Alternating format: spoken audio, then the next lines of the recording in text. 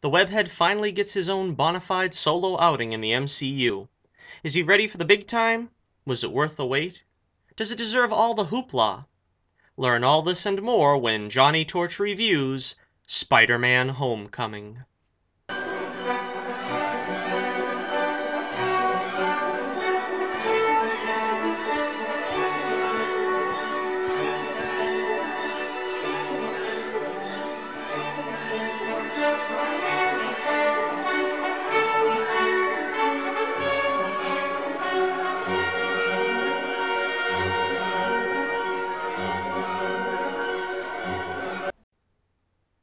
This film kinda engendered a mixed reaction in me. For everything I really enjoyed, there were one or two things I really disliked. Let's start with the positives. Tom Holland gives a really great performance here, both as Peter Parker and as Spider-Man. We pretty much knew this from Civil War, but if there were any doubt in your mind, I think this film should put those doubts to rest. He plays the fun, quippy Spider-Man and the put-upon Peter Parker with equal effectiveness. The theme of the movie is Peter trying to grow into his role as Spider-Man, and whether the clothes truly make the man. Tony Stark, in a somewhat odd position of mentor, has the memorable line, "If you're nothing without the suit, you shouldn't be wearing it." Probably my favorite scene is near the final battle where Peter is pinned beneath tons of rubble in a clear homage to the classic Lee Ditko issue, The Final Chapter. The scene also makes great use of the classic image from the comics, where you see the split image of half Peter's face and half Spider-Man mask. It's a great scene that highlights Holland as an actor. Of course, the other big plus is ties to the MCU at large. Robert Downey Jr.'s Tony Stark is a great addition, and to be honest, I kinda wish there was more of him. I understand that this is Spidey's solo debut, but it kinda felt to me that more could be done with him. I mean, you wait this long for the webhead to be part of the MCU, you could have let him and Iron Man team up for more than 12 seconds. Happy Hogan returns. I always love me some Jon Favreau as Happy Hogan. He didn't get a lot of choice material here, at least compared with Iron Man 3, where he was outstanding. And I was really excited to see that they got Gwyneth Paltrow back as Pepper Potts for a cameo at the end. I guess she and Tony are not on the outs anymore.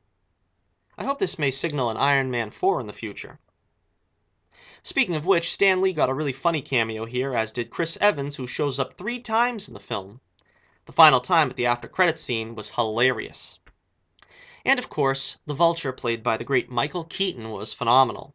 He plays Vulture as a guy that's part creepy and deranged, and part hard-working blue-collar guy. And it's a testament to how great Keaton is where he switches between the two during a memorable car scene. Part of the problem, though, is it seems a bit of a retread.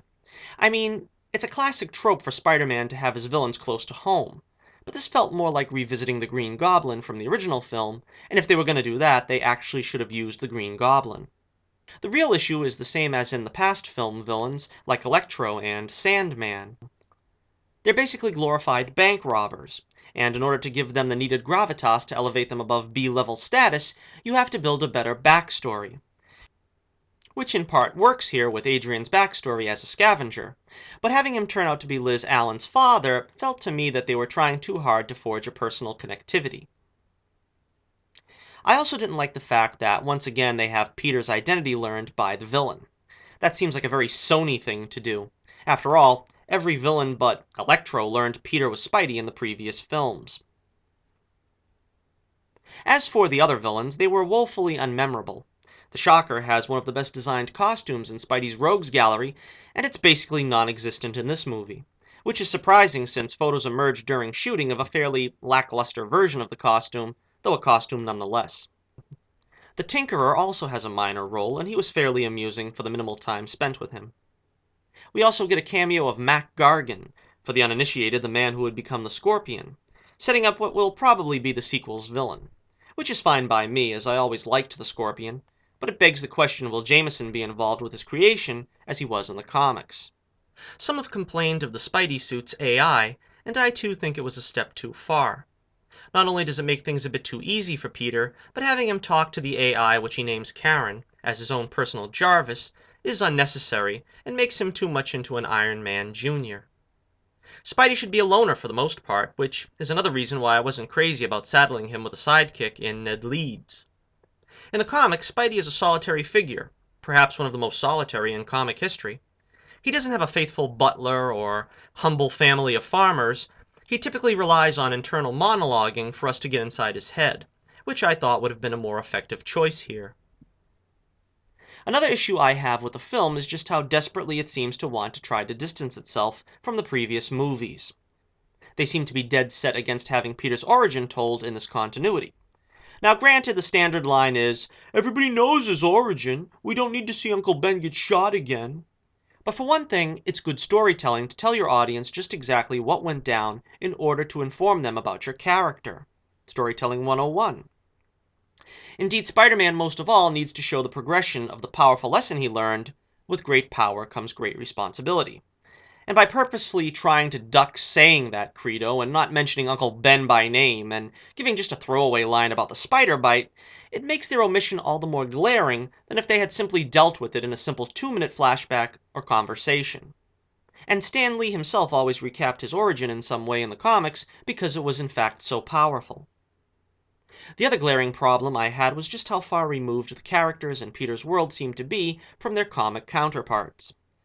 Now, just going beyond the obvious surface race changes that always drive me crazy, none of Spidey's very famous supporting cast really resembles who they're supposed to be. Betty Brant looks like Gwen Stacy.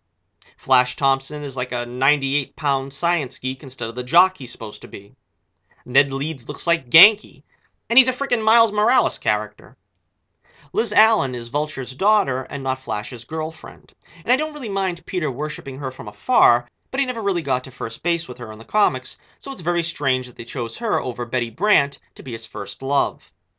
Then we come to Zendaya, who really had a very minor role as sort of a goofy oddball character named Michelle, which was mildly amusing at best.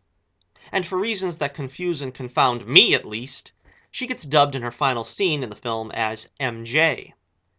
Now, before this, she exhibited none of the traits of Mary Jane, and she really isn't Mary Jane, she's Michelle, which makes her a new MJ. It doesn't make a whole lot of sense, unless it serves the dual purpose of changing one of Spidey's core supporting characters, again, for the sake of distancing themselves from the previous films, and also taking an attractive actress and sort of deglamorizing her in typical SJW fashion. And again, I'll touch briefly on the fact that I'm not too crazy about the new Hot Aunt May.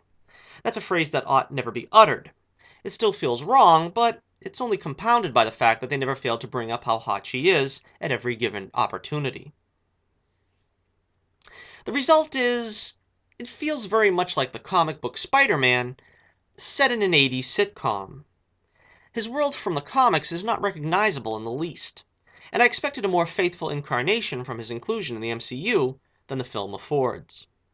In the end, it's definitely better than the Mark Webb offerings, but still a far cry from any of the Raimi series. The action is great, and there's a good amount of humor that works. Holland and Keaton alone are worth the price of admission, but it's far from the definitive Spidey experience that at least I was hoping for. I'm giving Spider-Man Homecoming 4 stars out of 5. This is Johnnie Torch reminding you, keep the flame burning brightly, and I'll be with you again real soon.